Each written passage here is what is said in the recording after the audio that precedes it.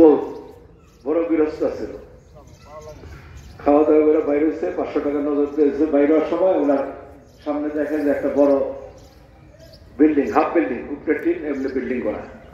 তো বাবা জালানুরের জায়গায় ঢুকাই, এই বিল্ডিং এর মধ্যে কি? বাবা এটা ভরা বোঝাই পাট পাইছি, গৃহস্থ তো অনেক পাট পাইছে, পাট রাখছে এর ভিতরে, পুরা বিল্ডিং ভরা পাট। কত মন হইব? বাবা 500 মন পাট হইব, 500 মন পাট।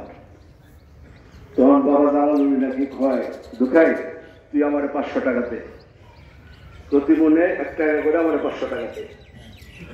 তখন দুঃখাই তোমার তো আমি 500 টাকা নজর দিছি, তুমি আবার টাকা চাও কেন? তোমার টাকার লোক একটু দুষ্টামি করে, দিব না আমি টাকা তোমারে।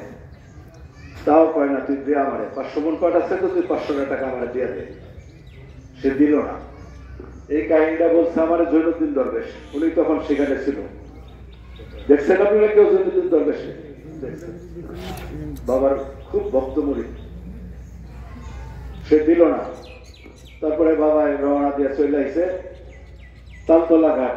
ওখান থেকে খুব দূরে না, 1.5 মাইল 2 মাইল মনে দূরে, দুই বাড়ি থেকে আইসে ঘাটে বইছে, লঞ্চ দেরি আছে।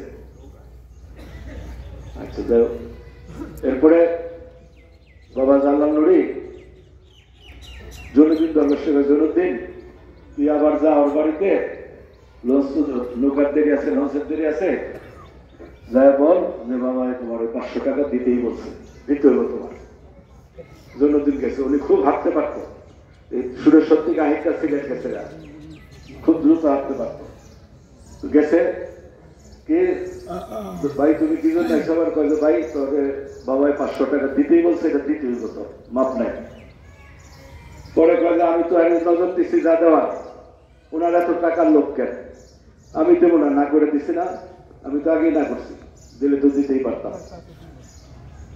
দিল না। আবার দরবেশ চলে এসে কতক্ষণ পর নাকি আবার বাবা জালানুরি, জৈনুদ্দিন তুই আরেকবার যা, আবার যা। তো আবার গেছে ওই বাড়িতে, বাবা কিন্তু ঘাটেই বসে। যাওয়ার পরে এইবারও সে ফিরাই দিছে, আমি না করছি না, আমি দেবই না, যত কথাই গো, হ্যাঁ আমি টাকা দেব না, আমি তো দিছি, নজর তো দিছি। পরে আইসা বসে, এরপরে নাকি আবার কতক্ষণ পরে জৈনুদ্দিন তুই আবার যা। পরে জৈনুদ্দিন খুব রাগ হয়েছে, তুই পাইছো কি?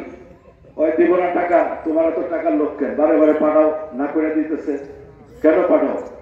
আমি আর যাইতে পারব না। পরে জালানুরি বাবা বলে, জৈনুদ্দিন তাহলে কি ওর টাকা নিতে না করস? হ বাবা, ওর টাকা আমার দরকার নেই, কি জন্য নেব? আপনি একবার বসে তো দিয়ে দিত, সে দেয় না কেন, বারে বারে তার কাছে পাঠাও? তুই কি না করস টাকা দিতে? হ বাবা, টাকা নেওয়ার দরকার নেই। তখন কয় চল তাহলে যাই গিয়া।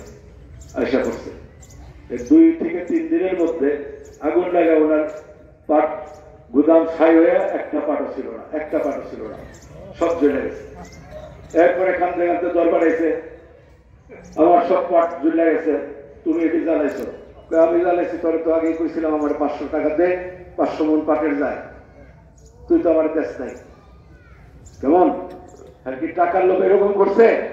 আপনারা এটা মনে করেন, বুঝেন না, পীর মুর্শিদের খেলা কেউ বুঝে না, কেউ বুঝে তার লীলা খেলা।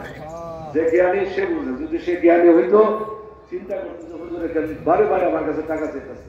কেমন কেউ কাছে তো চায় না, আমার 500 মনের জন্য 500 টাকা দেয়, সে তো ইশারা কথা বলছে, বুঝে ভেঙে কইব যে তোর গুদামে আগুন লাগবে, টাকা দে। তাইলে বদনাম করছে যে হুজুরে দেখো আমার বর্গ দেয়, আমার গুদামে আগুন লাগার কথা কয়। বাবা জালানুরি দেখছে না, এই জন্য কইছে 500 মনের জন্য 500 টাকা দে, আর ভাইঙ্গা কয়। এরপরে ওনার এই গুদামে আগুন লাগা সব পাট করে গেছে।